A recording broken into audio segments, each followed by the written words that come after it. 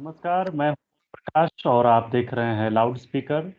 Lockdown special series में आज हमारे साथ खास मेहमान हैं प्रभात रंजन। प्रभात रंजन दिल्ली यूनिवर्सिटी के जाकिर हुसैन कॉलेज में प्रोफेसर हैं और इन्होंने अपनी पढ़ाई भी दिल्ली यूनिवर्सिटी से की है।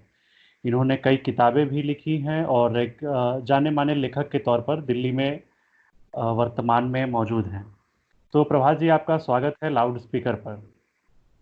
बहुत बहुत धन्यवाद ओम प्रकाश जी और लाउड स्पीकर की टीम का कि आप लोगों ने मुझे बोलने का इस लॉकडाउन में बोलने का मौका दिया। लॉकडाउन में इस वक्त ज़्यादातर लोग, पूरा देश एक तरीके से कहें पूरी दुनिया घरों में है और आप भी घरों में हैं, तो किस किस तरीके से दिन बीत रहा है लॉकडाउन में और क्या कुछ आप कर रहे हैं? लॉकडाउन के समय का मैंने बहुत अच्छा उपयोग ये किया है कि बहुत सालों से मैं नियमित रूप से बहुत किताबें नहीं पढ़ पा रहा था और इस दौरान मैंने अपना वो बैकलॉग पूरा किया है। मैं बहुत तरह तरह की किताबें पढ़ रहा हूँ, मसलन अनुपम खेर की आत्मकथा से लेकर राम गोपाल वर्मा की आत्मकथा से लेकर अच्छा। पत्रकारिता पर एक मैंने बहुत अच्छी किताब पढ़ी, अनफ्रीडम ऑफ प्रेस, जो एक अमेरिका में इस समय जो मीडिया की हालत है उसके ऊपर है, जिसमें बहुत अच्छी एक बात उन्होंने लिखी है कि पत्रकारिता इस समय ऐसा नहीं है, अब अमेरिका के संदर्भ में, कि ऐसा नहीं है कि सरकार पत्रकारिता समूहों से कह रही है कि आप हमारे अनुकूल हो जाइए। जी। सरकार के पत्रकारिता समूह स्वयं उसके अनुकूल होते जा रहे हैं। बहुत सारी नई किताबें, सेपियंस की तीनों किताब, युval नोआ हरारी की 3 किताब हिंदी में अनुवाद में पिछले दिनों में आए, उन तीनों को बारी बारी से पढ़ रहा हूँ। तो तो पढ़ने क्या, का काम बहुत तेजी से चल रहा है। जी, तो अगर आपने पत्रकारिता की बात करी और मैं भी पत्रकारिता का ही छात्र हूँ, तो ये सवाल मेरे अंदर अब उठने लगा है कि क्या प्रभात रंजन के अंदर प्रोफेसर बनने के बाद भी पत्रकार जो है वो जीवित है क्या? आपने जनसत्ता में भी चूंकि काम किया है, बहुवचन पत्रिका में भी काम किया है, तो एक आपके अंदर का जो पत्रकार है वो कहीं ना कहीं आपको अंदर से आज भी एक पत्रकार के तौर पे आप खुद को ज़्यादा देखते हैं या एक प्रोफेसर के तौर पर आप खुद को ढाल चुके हैं? नहीं नहीं, पत्र मेरा जो रोजमर्रा का जो मेरा दिनचर्या है वो एक पत्रकार वाली, मैंने जो पत्रकारिता से जो सीखा है, एक तरह से मैं जीवन में उसी को अपनाता हूँ। सबसे ज्यादा मैंने क्या सीखा, ये सीखा कि बहुत जीवन में बहुत ज्यादा अनुशासित होना चाहिए आपको। रोज अधिक से अधिक समय, अधिक से अधिक सूचनाओं को जानने और अधिक से अधिक व्यवस्थित तरीके से काम करने से आप पत्रकारिता में बेहतर काम कर सकते हैं। और वो रोज की लड़ाई होती है। ऐसा नहीं है कि आपने एक दिन बहुत अच्छा काम कर लिया फिर 15 दिन आराम करेंगे, आपको रोज उस चुनौती में। तो ये काम मैं आज भी करता हूँ। मैं अपने ब्लॉग के माध्यम से, अपने वेबसाइट जानकीपुल.com के माध्यम से मैं नियमित तौर पर, क्योंकि मेरा क्षेत्र, अब मैं अपने आप को मैंने एक साहित्य और संस्कृति तक सीमित कर लिया है, उन विषयों से जुड़ी नई से नई बातें, नई से नई जानकारियां मैं अपने लोगों तक साझा करता हूं और अपने अंदर के उस पत्रकार को बचाए रखने की कोशिश करता हूं जिसने मुझे भाषा भाषा के प्रति, अपने समाज के प्रति जागरूक बनाया। ऐसे समय में जबकि लॉकडाउन भी चल रहा है, तो ज़्यादा से ज़्यादा लोग डिजिटल माध्यम पे पढ़ रहे हैं, अपने फ़ोन पे किंडल के जरिए आप भी बहुत सारी किताबें पढ़ रहे हैं या लेख पढ़ रहे हैं। और साहित्य का ऐसा समझा जाता है कि खास करके हिंदी साहित्य में जो लोग हैं वो आज भी किताबों में, पुस्तकालय में, इस तरीके की चीज़ों में ज़्यादा विश्वास रखते हैं, या वो कहीं ना कहीं टेक्नोलॉजी के साथ कदम ताल करके चलने में अभी तक वो दिख नहीं रहा है। तो ऐसे समय में कितनी ज़रूरत है साहित्य को और साहित्यकारों को आज के ज़माने में टेक्नोलॉजी के साथ चलने की, और उसको आप कैसे देखते हैं? नहीं, देखिए, लॉकडाउन ने, और ऐसा नहीं है, साहित्य के बहुत सारे प्लेटफॉर्म जो हैं वो टेक्नोलॉजी और जो ऑनलाइन माध्यम हैं और इसके इसके ज़रिए चल रहे हैं। बहुत सारे वेबसाइट हैं साहित्य के, जो, और उसके अलावा फेसबुक एक बहुत बड़ा माध्यम है जिसके माध्यम से हर लेखक अपने आप को प्रचारित करने में लगा हुआ है। लेकिन लॉकडाउन ने जो एक बड़ा काम किया है वो ये किया है कि एकदम से इस बात इस बात को की आवश्यकता को महसूस करवा दिया है कि यह बहुत सशक्त माध्यम है। आप जी। कह रहे हैं कि ई बुक पढ़ने, और पढ़ने से ज़्यादा जो मैंने महसूस किया है वो ये है कि सुनने का जो माध्यम है, इस समय टेक्नोलॉजी में पढ़ने की जो सबसे नई टेक्नोलॉजी है वो ऑडियो बुक की टेक्नोलॉजी है। हम्म। 2 बड़ी कंपनियां, अमेज़न ने ऑडिबल नाम से अपना ऐप लॉन्च किया और एक स्वीडन की कंपनी है जिसका नाम है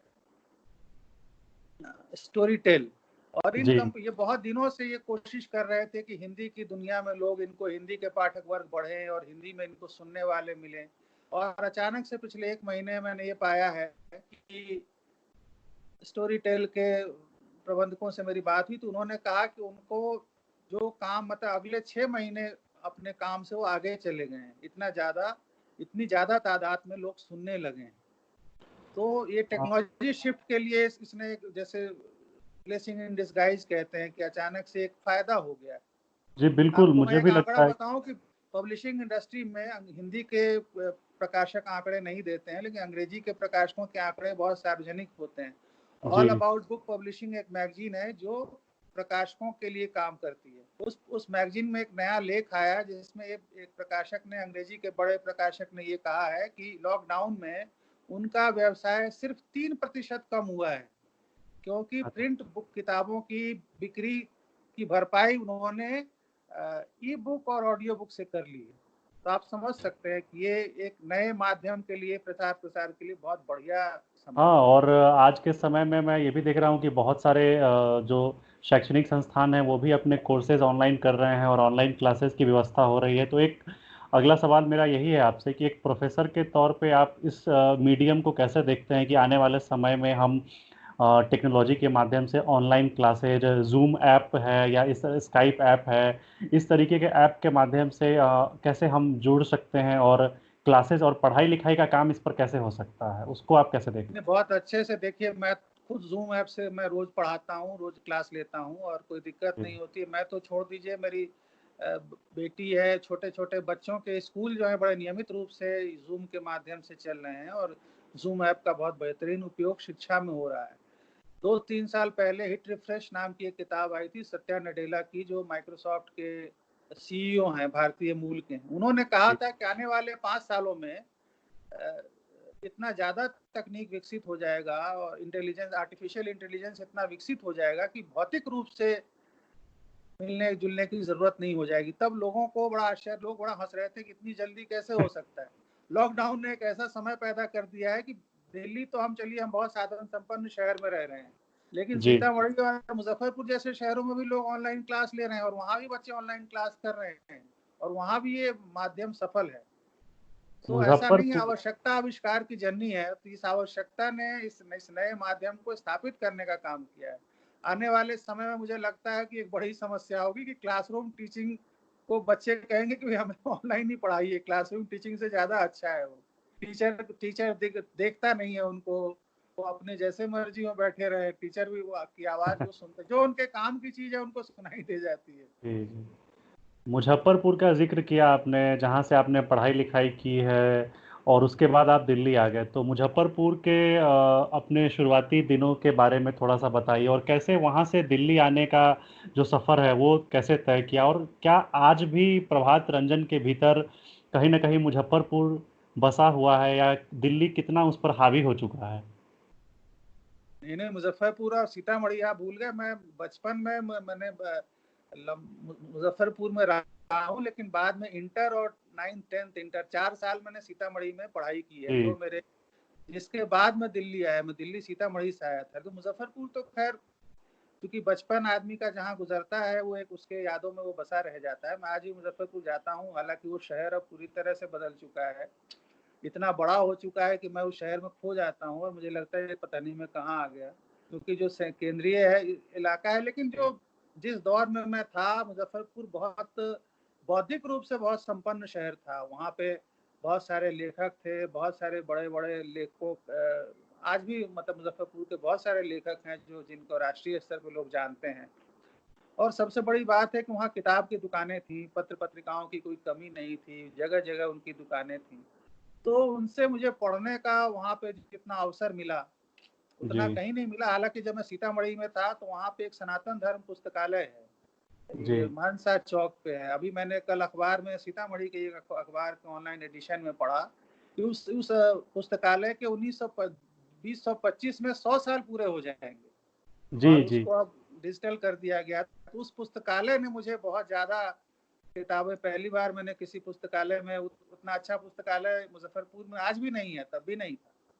तो इन दोनों शहरों का, और मैं आज भी सीतामढ़ी और मुज़फ्फरपुर के फ़ेसबुक पेज से मैं रोज़ उस शहर के बारे में जितना अपडेट रहता हूँ, अपने शहर के बारे में अपडेट नहीं रहता हूँ। अब जी। ये है कि बिना जाए आप अपने शहर को बहुत अच्छी तरह जान सकते हैं। तो पहली मैं आपकी जो किताब आई कोठा गोई, वो मुजफ्फरपुर के ही इर्द गिर्द उसकी कहानी है, चतुर्भुज स्थान की। तो कैसे शुरुआत हुई वहाँ से लिखने का, और उसके पीछे की बैकड्रॉप की कहानी क्या है, थोड़ा सा और हम ये भी जानना चाहेंगे कि कोठा गोई हम दर्शकों को क्यों पढ़ना चाहिए, आपके पाठकों को क्यों पढ़ना चाहिए? देखिए, मुजफ्फरपुर या वैशाली, सीतामढ़ी, ये सब, सीतामढ़ी भी 1971-72 तक मुजफ्फरपुर जिले का ही हिस्सा था। जी। वो सब मुजफ्फरपुर में आ जाता था और ये अपने आप में बहुत समृद्ध शहर रहा है। भाई आज अगर हम मुजफ्फरपुर को की पहचान देखना चाहें तो हम क्या देखते हैं? कोई जी सारेगामा में कोई सिंगर बन जाता है, कोई गायक बन जाता है, कोई अभिनेता बन जाता है। आज भी इन चीज़ों नौजवानों के, ऐसे नौजवानों की उस शहर में पहचान होती है। लेकिन एक समय से, बहुत पुराने समय से वह शहर संगीत और नृत्य का बहुत बड़ा केंद्र रहा है। लेकिन जी। चूंकि एक एक किनारे पर था, देश के एक किनारे पर था, लखनऊ की तरह केंद्र में नहीं था, या बनारस की तरह उसका उल्लेख नहीं हुआ था, इसलिए मुजफ्फरपुर की वह परंपरा एक तरह से बहुत लोग उसके बारे में जान नहीं पाए। और इसलिए नहीं जान पाए क्योंकि उनके बारे में जानकारी नहीं थी। जिस समय मैं बच्चा था, संयोग से महफिल गायकी की परंपरा थी, लोगों के घरों में गायिकाएं गाने के लिए आती थी। आज की तरह नहीं। आज जो चतुर्भुज स्थान है, इसका उसके उस अतीत से कोई संबंध नहीं है जिस अतीत पे जी। मैंने किताब लिखा है। अब सिर्फ वो ढांचा रह गया, शरीर रह गया है, उसकी आत्मा गायब हो चुकी है। मैंने जी। इस किताब में उसकी उस आत्मा को पकड़ने की कोशिश की जिस आत्मा ने उस परंपरा को एक बड़ी पहचान दी थी। उस किताब में कई ऐसी गायिकाओं के बारे में कहानियां हैं, जैसे एक पन्ना देवी एक गायिका थी जिन्होंने 1980 के कुछ पहले उस समय वहां गायन छोड़ दिया जब नेहरू जी भी गए थे मर्दानीकरण एक बहुत बार ज्यादा। वहाँ। गए थे आप भी? जी। हाँ, तो बाहर अब तो खैर वैसी कोई गायिकाएं नहीं है, वैसे कोई संगीतकार नहीं है, लेकिन इस बात पर कौन विश्वास करेगा कि छन्नू लाल मिश्रा वहां पे तबला बजाने का काम करते थे और लंबे समय तक वहां अपने उस्ताद के पास रहे। और वो मुजफ्फरपुर छोड़कर बनारस इसलिए चले गए थे क्योंकि उनको वहां गाने का मौका नहीं मिल पा रहा था। वहां इतने अच्छे अच्छे गायक थे कि उनको कोई गाने का मौका नहीं मिलता तो था। आपको छन्नू लाल लगता है कि ये जो लोकगीत और लोक संस्कृति जो मुजफ्फरपुर, बनारस ऐसे शहरों में जो बसता है, वो कहीं न कहीं धीरे-धीरे आज के ज़माने में ख़त्म होता जा रहा है, और उसकी जो विरासत है उसको सहेजने वाला अब कोई बचा नहीं है? हम खुद अपनी विरासत को सहेजना नहीं चाहते हैं। सबसे बड़ी बात यह है कि हमारी जो अपनी परंपराएं हैं, हम उन जी। परंपराओं को न सिर्फ भूल रहे हैं बल्कि उनके बारे में गलत धारणाएं बना रहे हैं। हम गायकी की परंपरा, हम तवायफ की परंपरा और वेश्यावृत्ति की परंपरा को एक कर देते हैं। दोनों दो चीजें थी। जो गायिकाएं होती थी वो सिर्फ गाना सुनाने का काम करती थी और गाना सुनाकर अपने गाड़ी में बैठकर, मोटर गाड़ी में बैठकर अपने घर चली जाती थी। जी। किसी का किसी से कोई संबंध हो तो कभी भी कहीं भी किसी का भी हो सकता है। किसी को भी किसी से प्यार हो सकता है, किसी को भी किसी के साथ कोई भी विवाह कर सकता है। वो एक अलग बात है, लेकिन ये एक बहुत सम्मानित पेशा था उस शहर में और उस पूरे इलाके में, इसीलिए वो परंपरा वहाँ पे विकसित हुई। हम खुद अपने धरोहर को भूलते जाते हैं। हम हमने खुद मैं बचपन में 80 के दशक में जब स्कूल में छोटा था तो मुझे ऐसा नहीं लगता है कि वहाँ चतुर्भुज स्थान को लेकर कोई ऐसी धारणा थी कि बड़ी खराब जगह है। भाई ठीक है, जिनको नहीं, कोई हमें घर में ये नहीं बताया जाता था कि वहां मत जाना, उस तरफ मत जाना, जाओगे तो खराब हो जाओगे। जी। जी। और हम खुद उन महफिल महफिल गायकी जिन घरों में होती थी, हम उन घरों में जाके सुनते थे, बैठते थे उन गायिकाओं से। वो लोक परंपरा नहीं थी, वो ठुमरी और दादरा और एक शास्त्रीय उप शास्त्रीय गायन की जो परंपरा है, उसके एक बड़े केंद्र के रूप में मुजफ्फरपुर था, जिसको उस जगह ने स्थापित किया। लेकिन आज हाँ। हम उस शहर को क्या याद करते हैं कि भाई बाबा गरीबनाथ का मंदिर है वहाँ, देवी स्थान है वहाँ। वो ये शहर ठीक है, ये सब हाँ। चीजें भी हैं, लेकिन जो ज्यादा बड़ी परंपरा थी जिसके के बाद कारण आप जब दिल्ली आ गए, उसके बाद अभी आपकी जो सबसे किताब आई है, नई किताब पालतू बोहेमियन, मनोहर श्याम जोशी के जी के ऊपर जी जी। है। तो थोड़ा सा आप उसके बारे में हमारे दर्शकों को बताएं कि पालतू बोहेमियन है क्या। नाम सुनने में ही थोड़ा सा लग रहा है, बोहेमियन क्या है और पालतू बोहेमियन में किसकी कहानी है? बोहेमियन वो होता है जो विद्रोही होता है, जो सारी परंपराओं को, सारे जो समाज की जो मर्यादाएं, मान्यताएं, परंपराएं होती हैं, उनसे अलग हटकर चलता है, उनके अनुकूल नहीं होता है। लेकिन एक ऐसे बोहेमियन की कहानी है जो पालतू था, यानी कि सारे सारे विद्रोह के बावजूद वो एक घरेलू आदमी थे। एक मनोहर जी श्याम जोशी के ऊपर यह किताब है। मनोहर श्याम जोशी शायद हिंदी के 1980 के दशक में जो लोग बड़े हो रहे होंगे वो जानते हैं कि कितने बड़े लेखक थे। उन्होंने पहले बहुत सारी धारावाहिकों, उन्होंने टीवी सीरियल के लिए भी लिखा है टीवी बहुत। सीरियल की उन्होंने शुरुआत की थी, पहले शुरुआत। लेखक थे। जब हिंदू दूरदर्शन पर जब धारावाहिकों की शुरुआत हुई तो पहला धारावाहिक जिसको माना जाता है वो हम लोग था। जी 1984 में हम लोग का प्रसारण शुरू हुआ था, जुलाई 1984। और हम लोग के माध्यम से लोगों ने जाना कि धारावाहिक क्या होता है, उसके बाद बुनियाद आया। और इन दो धारावाहिकों ने टेलीविजन के प्रसार में भी बड़ी भारी भूमिका निभाई। और वो एक ऐसा दौर भी था जिस समय निर्देशक की तरह लेखकों का नाम भी प्रचारित किया जाता था। आज किसी जी। धारावाहिक के आप लेखक का नाम नहीं जानते हैं, लेकिन उस समय उनके नाम से वो धारावाहिक देखे जाते थे। आज तो अभिनेता और अभिनेत्रियों का आभा मंडल इतना बड़ा हो जाता है कैनवास की, लेखक और इन सब चीज़ों को पीछे छोड़ देते हैं हम। छोड़ दिया जाता है, लेकिन उस समय था। और इसलिए, और उसके अलावा वो बहुत बड़े संपादक थे। साप्ताहिक हिंदुस्तान जैसी पत्रिका का उन्होंने 16-17 साल संपादन किया। बहुत जी। बड़े लेखक थे, हिंदी के शायद सबसे बड़े लेखकों एक मनोहर श्याम लेखकों जोशी का। के बारे में मैं पढ़ रहा था तो उन्होंने कहा कि जो भाषा की अशुद्धियाँ होती हैं, भाषा की अशुद्धियाँ साहित्यकारों के लिए माफ़ है। मतलब साहित्यकार चाहे तो उसको अपने हिसाब से तोड़ मरोड़ कर लिख सकते हैं, लेकिन जब आप पत्र और पत्रिकाओं के लिए लिखते हैं, पत्रकारिता के लिए लिखते हैं, वहाँ पर भाषा की अशुद्धियाँ माफ़ नहीं की जा सकती है। तो इस बात को आप कैसे देखते हैं और इस बारे में मतलब आपका क्या ख्याल है? नहीं, बहुत सही बात है। साहित्य जब कोई लिखता है तो साहित्य तो शुद्ध भाषा। एक तो देखिए, हिंदी जो है, मैं और आप बात कर रहे हैं यहाँ, औपचारिक बात कर रहे हैं हम लोग, अगर सीतामढ़ी में बात करें तो हम करेंगे, मैं कहूंगा ही नहीं।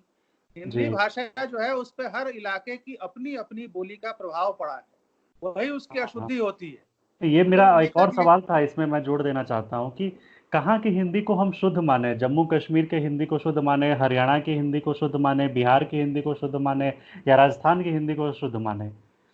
तो ये एक बहुत बड़ा नहीं, हिंदी कॉन्फ्लिक्ट तो था। सारी हिंदी शुद्ध है, क्योंकि हिंदी तो सबकी है। हिंदी जितने हम बज्जिका वालों की भी अपनी हिंदी है, भोजपुरी वालों की भी अपनी हिंदी, और जो हिंदी जिस प्रदेश में बोलता है उसकी अपनी स्थानीयता उसमें आ जाती है। जी लेकिन एक मानक भाषा अखबार पत्र पत्रिकाओं में जो लिखने की भाषा होती है वो मानक भाषा होती है। मान लीजिए जी मैला आंचल उपन्यास है फणीश्वरनाथ रेणु का, वो जी मिथिलांचल कोसी कोसी अंचल का की भाषा है उसमें। तो उस भाषा के बिना उस उपन्यास में कोई जान ही नहीं रह जाएगी। उस उपन्यास की जो सबसे बड़ी ताकत है उसकी भाषा है, उसकी बोली है। तो यही है, साहित्यकार जो है किसी एक विशेष भाषा को, अगर कोई उसका अगर पात्र जो है वो भोजपुरी बोलने वाला है तो भोजपुरी बोलेगा। लेकिन अखबार और पत्र पत्रिकाएं क्या है, पत्रिकाओं के जो सबसे बड़े, अखबारों के खास करके जो सबसे बड़े पाठक हैं वो लोग हैं जो नवसाक्षर हैं, जिन्होंने जी अभी पढ़ना लिखना सीखा है या जो थोड़ा बहुत पढ़ना लिखना जानते हैं। वो उन अखबारों के माध्यम से भाषा सीखते हैं। जैसे मैं उदाहरण दूं कि एक समय में प्रभाष जोशी ने एक मुहावरा चलाया था। ये मुहावरा मालवा अंचल का है कि सुपड़ा साफ हो गया। जी। सुपड़ा साफ हो गया, ये मुहावरा ऐसा लगता है जैसे पूरी हिंदी का मुहावरा हो गया। ये हो मुहावरा गया तो जी। बोलचाल से उन्होंने कहा, और हमारे यहाँ तो सुपड़ा बोला ही नहीं जो जाता है। वर्ड है ये राजनीति में आजकल बहुत यूज होता है, चुनाव हाँ, के और ये नतीजे जिस दिन आते हैं। जनसत्ता में प्रभाष जोशी ने इस मुहावरे को चलाया था कि सुपड़ा, हमारे यहाँ तो सुपड़ा बोलते ही नहीं, हम तो सूप बोलते हैं, चलनी बोलते हैं। हाँ हाँ। तो लेकिन वो पूरे हिंदी का मुहावरा हो गया। तो मेरा कहने का मतलब ये है कि लोग भाषा सीखते हैं अखबारों से, इसलिए अखबार की भाषा को शुद्ध होना चाहिए। और जहां तक किस भाषा को शुद्ध माना जाए की बात है, तो हिंदी जिस भाषा को मानक भाषा माना गया है वो खड़ी बोली हिंदी है।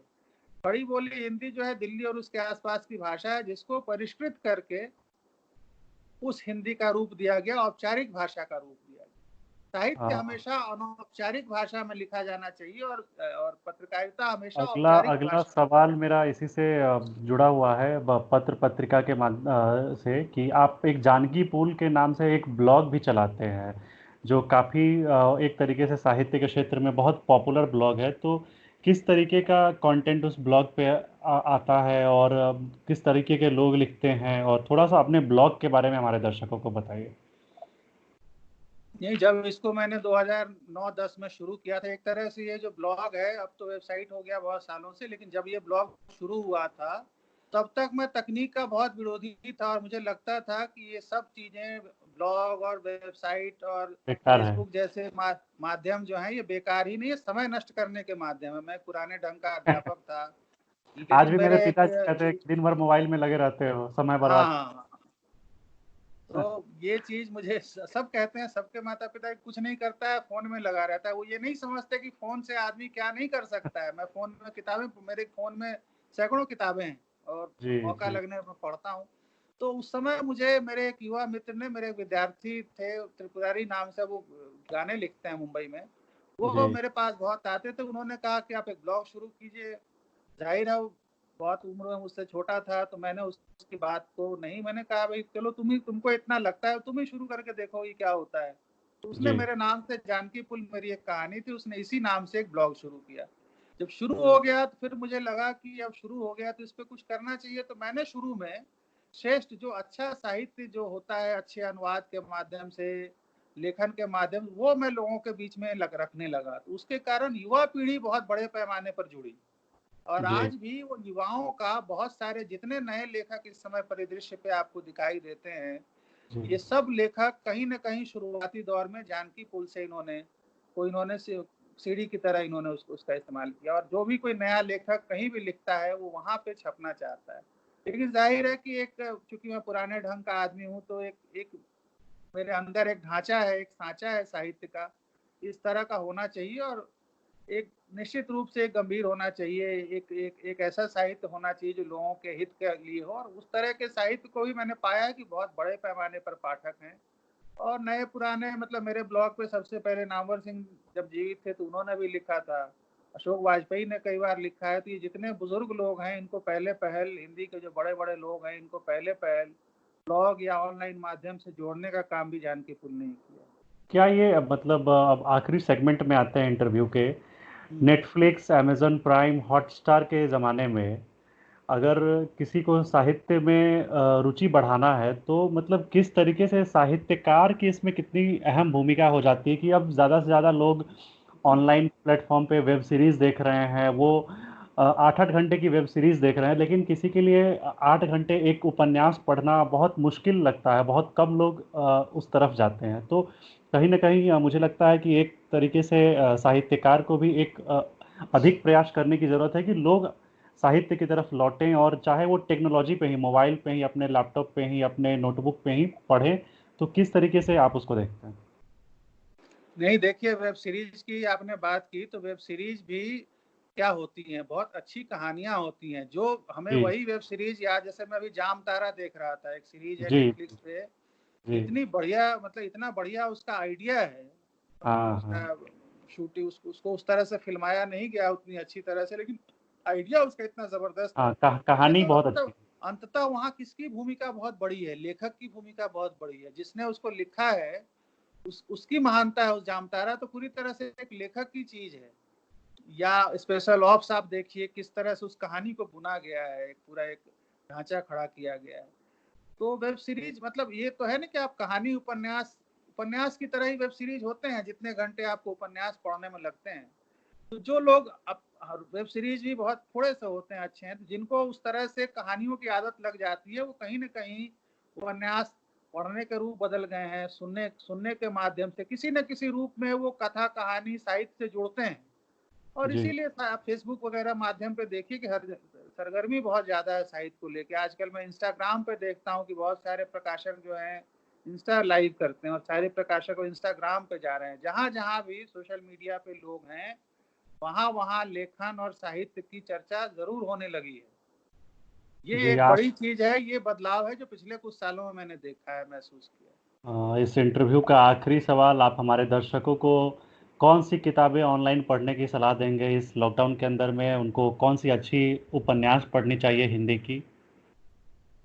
मैं तो ये कहूंगा कि देखिए, भारत सरकार ई पुस्तकालय जैसे प्लेटफॉर्म है जो फ्री में किताबें देते हैं, और ये वैध रूप से सरकारी वेबसाइट है, जी। उस पर से पढ़ें। और सारे क्लासिक जो हैं, हमें हमेशा क्लासिक्स को पढ़ना चाहिए। क्लासिक्स से मेरा मतलब है कि आज का लेखन है, मान लीजिए मैं लिख रहा हूँ, या कोई सत्यव्यास लिख रहे हैं, या कोई नीलोत्पल मृणाल लिख रहे हैं, ये सब समय के साथ इनका लेखन खत्म हो जाएगा, लेकिन हम प्रेमचंद को हमेशा याद रखेंगे, या फणीश्वरनाथ रेणु को हमेशा याद रखेंगे, और इनके जो कहानियों के सांचे थे, इनके जो मूल्य थे, उनको हमेशा याद रखेंगे। वो कभी खत्म नहीं होगा। तो हमें अधिक से अधिक क्लासिक्स पढ़ना चाहिए।